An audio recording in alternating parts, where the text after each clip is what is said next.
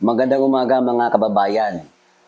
Tingnan niyo po tong video na to na kung saan nilampaso lang naman ni Tatay Digong itong mga tuwadkom sa Kongreso. Siya nga pala, shoutout sa nag-iisang Mr. Chair. Hoy, Mr. Chair! Kumusta? Kumusta yung balita ko mayroon daw nangyayari doon sa sa Surigao may na kulimbat na na mga cook doon baka naman tapos diyan sa loob ng Kongreso ayaw mong may pumalakpak abay mantakin mo bayan si Mr. Chair ayaw niya na pinapalakpakan ng mga supporter ito si Tatay Digong. Tapos ngayon, sinong papalakpakan namin? Ikaw? Ano yung ginagawa mo dyan? Nahuli. Ano yan? Kayo na lang humusga mga bayan. Magbalik tanaw tayo.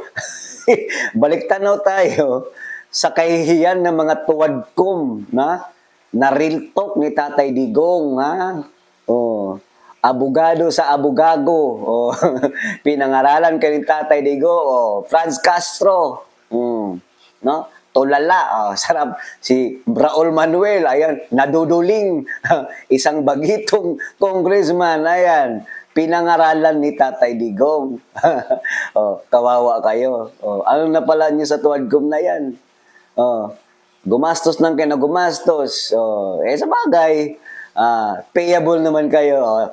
Panoorin natin mga bayan. Eto na, kasi nakakamiss yung mga tuwadkom, Nakakamiss yung part ng one-on-one nila kay Tatay Digong, Isa kontra sa maraming buhaya. You do not know me from Adam.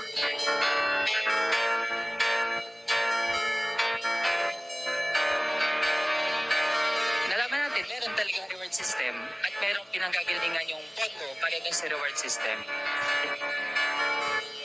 Do not make me account for something which I cannot do legally. That is not allowed by law. You are asking as if you are from the COA. Kailangan mo ng report, so you have to bring the papers. Hindi naman ako COA. Ako po kasi nagtatanong dahil ako po ay pinapapatay ni dating Pangulong Duterte. Kung pinapatay kita, bakit buhay ka pa ngayon? Successful po ba ang war on drugs ninyo? Successful na minimize yung drugs.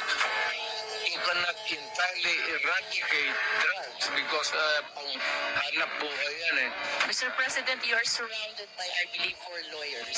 Hindi ko na kailangan mo. Because you are a lawyer I yourself. can take of myself. I can take care of myself. Magtanong na lang magtanong, Pag sinabi kong campaign against drug, you do it as a police officer.